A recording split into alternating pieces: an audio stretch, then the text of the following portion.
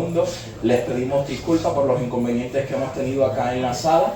Continuamos entonces con la siguiente presentación titulada El desequilibrio del mundo como consecuencia de la trata de esclavos, de Teodoro Goy Ilunga Uasenga, pastor, profesor ordinario, jefe del Departamento de Derecho Público de la Facultad de Derecho de la Universidad Pedagógica Nacional y presidente del Comité Científico del Proyecto Internacional de la UNESCO. Bien, adelante, tiene 10 minutos para su presentación, profesor. Muchas gracias.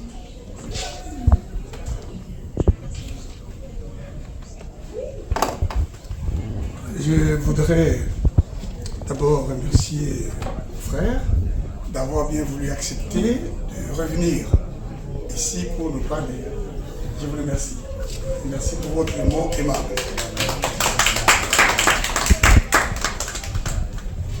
Je lisais un ouvrage consacré au XVIe siècle dans lequel l'on parle des déséquilibres et de ses causes en Europe. Il y a une idée selon laquelle la traite négrière ne serait pas à l'origine du déséquilibre du monde en ce qu'elle n'aurait pas été l'embrayeur d'un développement industriel qui aurait assuré la prédominance du monde occidental dans les échanges économiques jusqu'à aujourd'hui. En réalité, la traite négrière, de par son fondement, est à l'origine des grands déséquilibres sociaux, économiques, politiques, mondiaux. La traite négrière est fondée sur l'idée selon laquelle, une idée théologique, philosophique et même juridique, selon laquelle il y a une catégorie d'hommes qui ne sont pas des hommes, qui sont même pas des sous-hommes, qui sont des bêtes. Le code noir de Louis XIV, le roi français, dit « Nous déclarons les esclaves comme des meubles ». Le noir était considéré comme une bête, un meuble. Et sur cette base-là, juridique, mais aussi sur la base théologique selon laquelle l'homme noir serait descendant de Canaan, le fils de Cham, qui avait été maudit par Noé. Et en tant que tel, l'homme noir serait inférieur à l'homme blanc et qu'il n'aurait de place dans cette société au service de l'homme blanc. C'est ainsi que cet homme noir a été transporté à travers des navires négriers pour être vendu et travailler dans les plantations, dans les entreprises américaines, entreprises françaises, entreprises à travers le monde. Cette traite négrière a causé à la République démocratique du Congo, dont je suis originaire, la perte de plus de 13 millions de ses meilleurs fils et filles. Ces Congolais se trouvent aujourd'hui en Amérique, se trouvent à Cuba, au Brésil, en Guyane, en France, en Grande-Bretagne. Le Congo a particulièrement connu 3 sortes de traites. La traite arabe, qui a duré longtemps, mais aussi la traite transoceanique ou transatlantique, et surtout la traite post-missionnaire belge. Et ensuite la colonisation. Le fondement de tout ce système, c'est que l'homme noir, en tout cas l'homme qui n'est pas blanc, est inférieur à l'homme blanc, et pour pouvoir exister en tant qu'être humain, il doit être au service de l'homme supérieur, de l'homme blanc.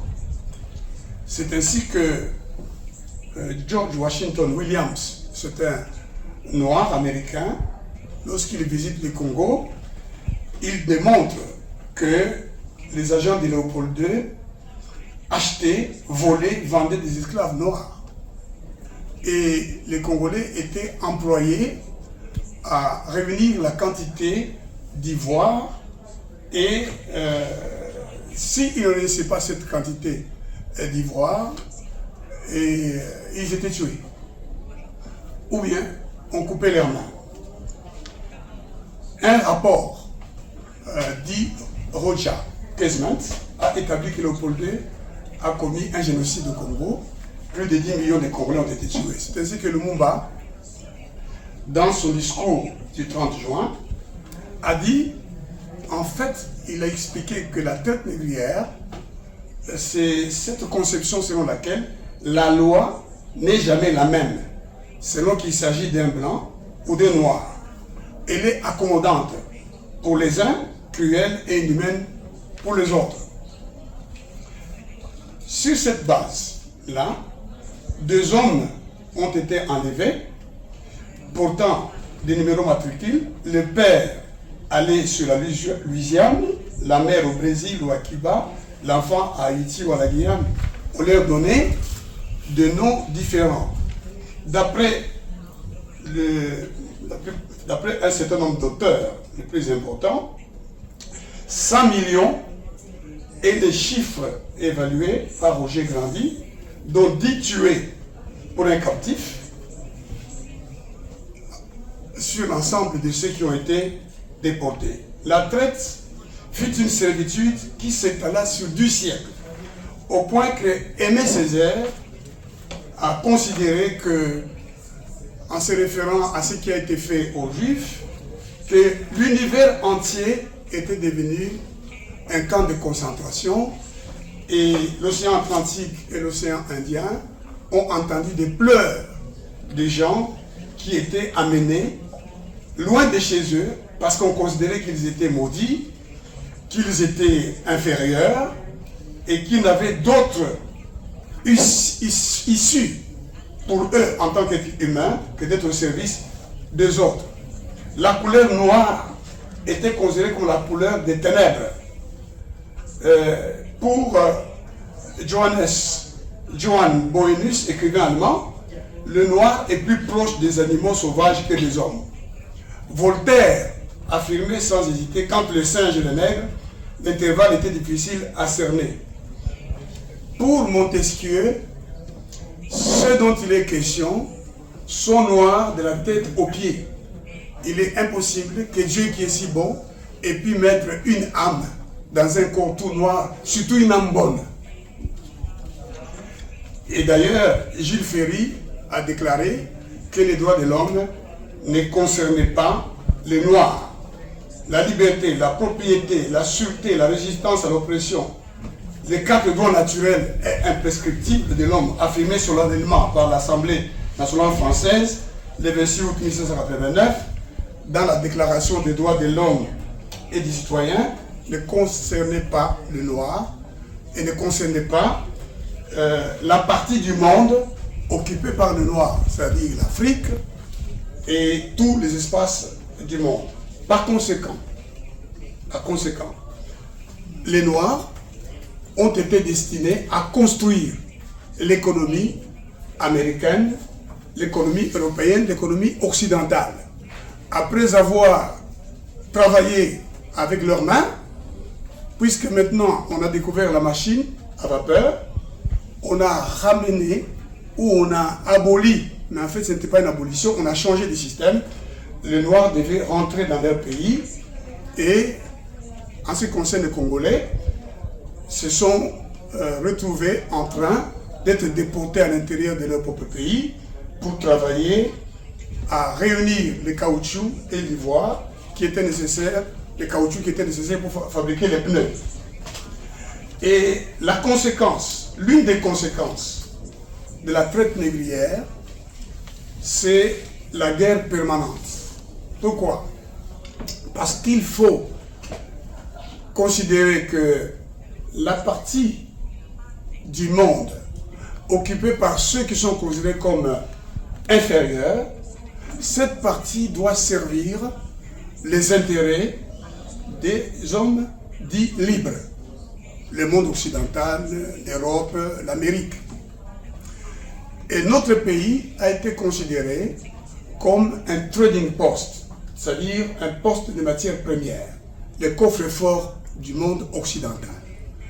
L'acte général de Berlin, qui a créé de façon fictive, par une fiction juridique, l'État indépendant du Congo, dit ce qui suit. Il n'y aura pas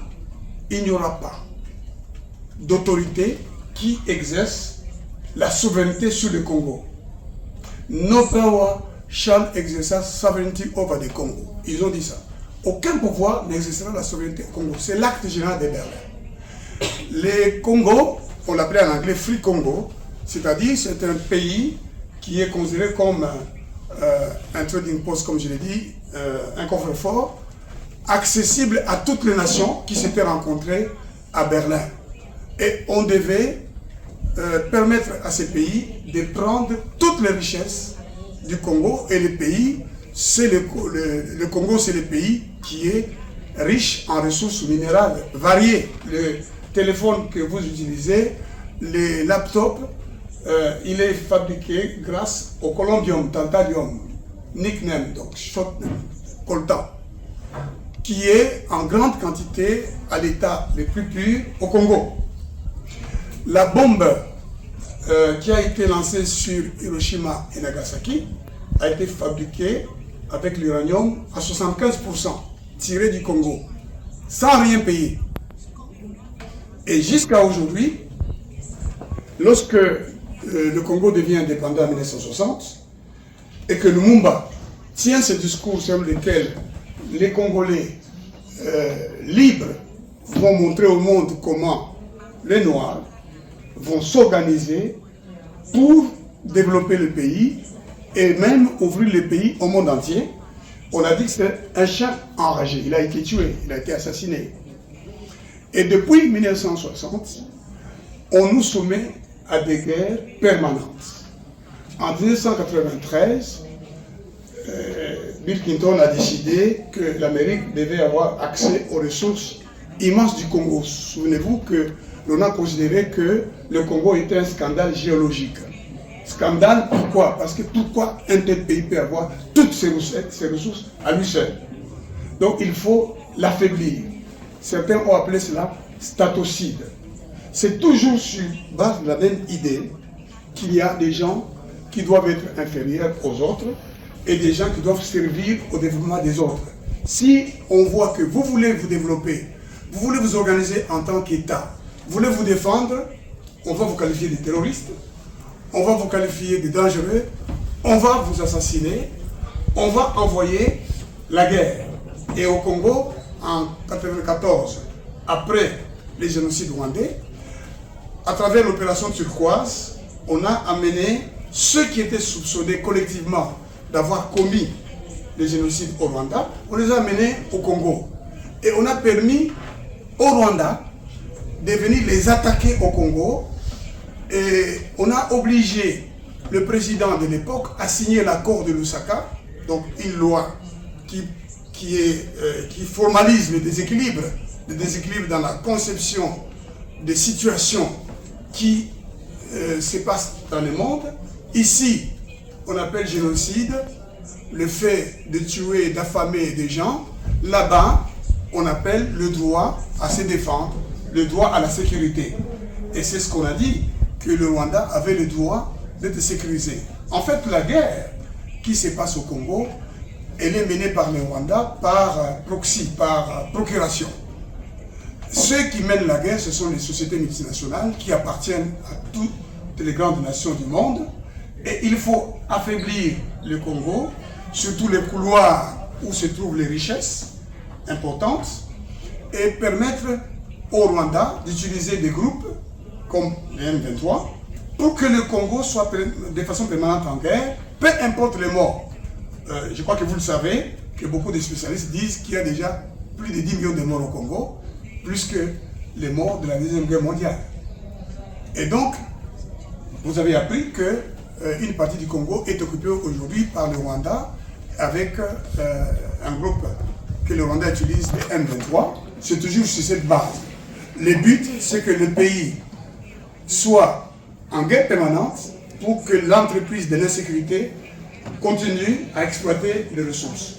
Donc, en résumé, la traite négrière, c'est-à-dire la conception selon laquelle certains hommes sont inférieurs à d'autres et doivent servir ceux qui sont supérieurs, est à la base de ce déséquilibre mondial sur le plan économique, sur le plan financier, sur le plan du droit international, de l'application du droit international, et sur le plan du développement. Donc si on ne dénonçait pas cette conception fondée sur la supériorité des uns et l'infériorité des autres, le déséquilibre va continuer. Et des pays vont être envahis, des pays vont être empêchés de se développer, des citoyens de ce monde vont être tués, comme c'est le cas dans mon pays, où le génocide est en cours, mais on n'en parle pas, où la guerre d'occupation est en cours, et le projet de balkanisation est à l'œuvre, on n'en parle pas. J'aurais bien voulu que cette conférence internationale en parlât, en demandant qu'il soit mis fin à cette guerre injuste, à cette exploitation illégale de nos ressources. Je vous remercie.